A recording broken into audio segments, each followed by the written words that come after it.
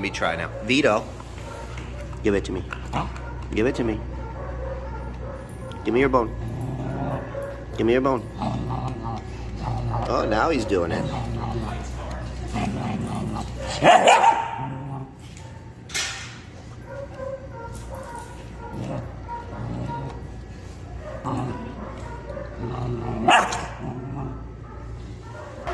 Okay guys, so this issue that Vito's having with his bone, right?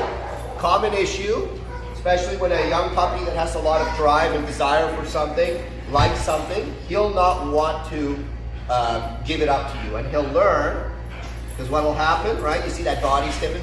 When he offers that kind of aggressive behavior, right? People pull their hands back because it hurts when the puppy bites, right? So what we're going to do is we're going to start counter conditioning this. Now, you can punish this, but I find, especially as the dog gets older, right? As the puppy gets older, he becomes more intense. It doesn't actually work to just punish the behavior. What you have to do is you have to build trust with the puppy, right? So I use a combination of punishment and trust building exercises. So in the beginning, Vito, I come in and I give the puppy something. Now I'm giving him kibble, and Vito has great drive, right? What I'm going to do is I'm going to come in and always give him something every time. Vito, wow, good. And I'm going to teach him that when I come in, Vito, and I notice how I don't put my hand on the bone right away. I just bring my hand here. Good. And when he comes here, there's food in my hand, right? Vito. Good. And I don't try to like steal the bone or anything like this. Every time I come in, Vito, now I'm gonna start to say leave it. Right? Now I know I showed you guys leave it in another context. This is a, Vito, leave it. That's it, right? And now I'm showing him, Vito, leave it. Leave it. Good. And right now I'm not enforcing it. I'm just giving the puppy something. Now if your puppy doesn't want to leave it, then boy, good boy. If your puppy doesn't want to leave it, then you're probably using something that's lower value. Now Vito eats anything, so I can give him kibble in exchange for his bone.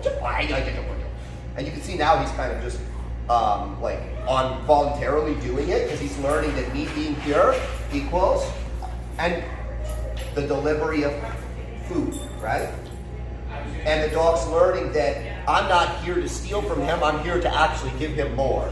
But look, you can use like some raw beef, right?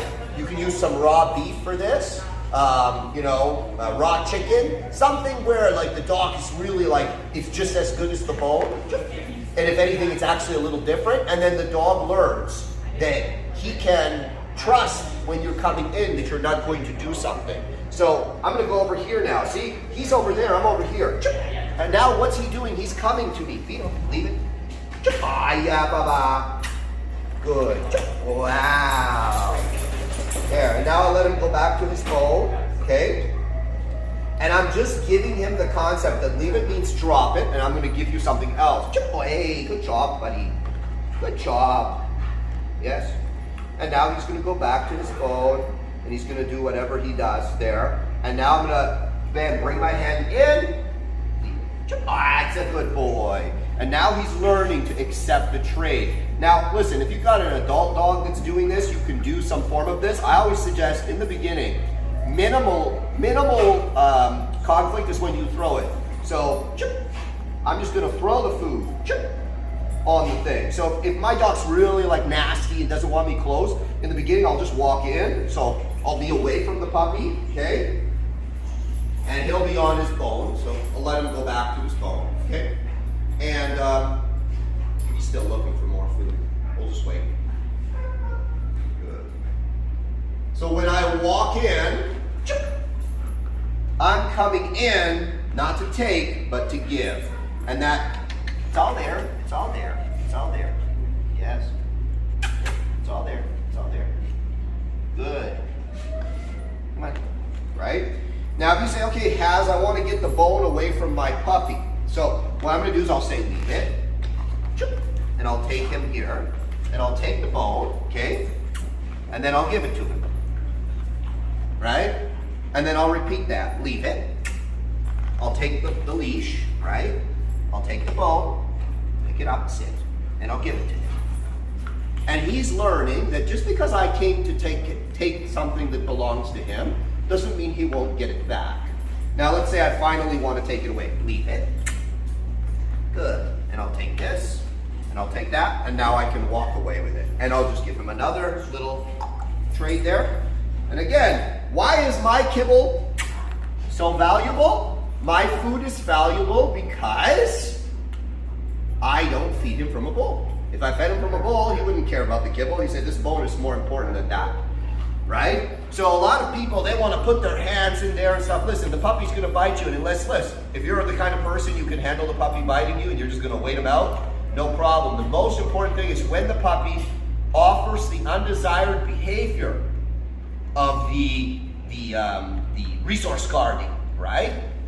When the puppy offers this undesired behavior and he bites at you, don't do this. If you do it, guess what you're doing? You're reinforcing that behavior because you're giving him success, all right?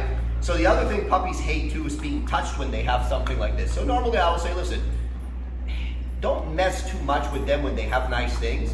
And always, like if you have small kids in the house, do not allow the kids to mess with a dog. I don't care even if the dog doesn't resource guard when they have something, right? Don't allow kids, but see, puppies hate this. So what I'm gonna do is I'm gonna touch him and pair my touch as well with the things that he likes. Why? Good job, mister. And see again, the temptation is, oh, I want to steal that from him. No, don't steal. I always let him know what I'm going to do. Beat him. Good. And it's from me. I will give it to you. Ah, wait. Wait. Good. Good. Good boy. Right? And this is how I build trust. I'm not taking anything. I'm adding to the equation here. Yes, good job, buddy. And the rough stuff will make him more resource guarding. So if I want to really emphasize the resource guarding, if I do this, yeah, exactly, right? I'm pinching him, I'm biting him, leave it. Wow, good.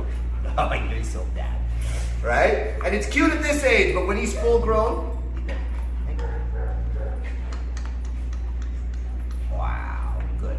and when he's full grown, it ain't gonna be cute. He's gonna put someone in the hospital if we don't address it properly.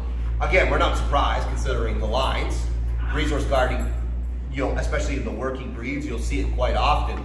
And people can make it really bad by messing a lot with the dog or by completely avoiding it, right? Like overly avoiding it, never going to that place. So it's like, look, dude, there are some, right, good. And you see now when I touch him, he comes up to look for the food, right? So he's gonna have this happen frequently. But then on the flip side of it as well, if he's a real douche about it, right, and we're offering him a trade and let's say he gets nasty, there's going to be a harsh punishment for that as well. But then after the punishment, we're gonna say, hey, there you go, buddy, it's yours again. But in the beginning, I just teach him that leave it means food. Leave it, wow. And I don't try to beat him back to the food, right? And again, one last thing, guys, a reminder, if he's here and I'm coming to him, that's more conflict than if I'm stepping away. Yes. You see? So now it's less conflict. The dog has a decision and a choice. And again, if your dog doesn't want to do the trade, you probably are not giving him enough value in that trade. So escalate the value, okay? Be careful, be slow, build, don't take things away. Build the understanding that you're not there to steal from him, you're there to actually add to the situation. There is going to be, of course, some level of, hey, dude, you better not, but we're going to minimize that. In the beginning, we're going to build trust, then we're going to show him, hey, there's another side to this as well. It's like, don't be a douche about things, you have to let go, all right? So, and then of course, my biggest thing, guys, don't mess too much with their stuff. It doesn't make it better. There's this misconception out there that if you put your hands in the food bowl and if you're always taking their bones and stuff away, that they're going to not be food aggressive. I get all the time, oh, I did all this stuff that they told me to do on the internet, and now he's food aggressive. I don't know why. If your dog is oriented to be food aggressive, and they're not all, it's a genetic trait. Like you'll see it, like I said, in some of his lines, I know it's there. So it's not a huge surprise to me that he's offering this behavior. But if it's there, that kind of stuff makes it worse, right? Versus what I'm doing, I'm reducing conflict. Yes, you can punish your way through resource guarding, but listen, that's a rough road to hoe. I'd rather build some trust, some good relationship, and then I'll put some punishments over top of that if I need to, which in many cases you will, but they don't have to be as regular because the dog knows that there's another side to the equation. It's not just a conflict.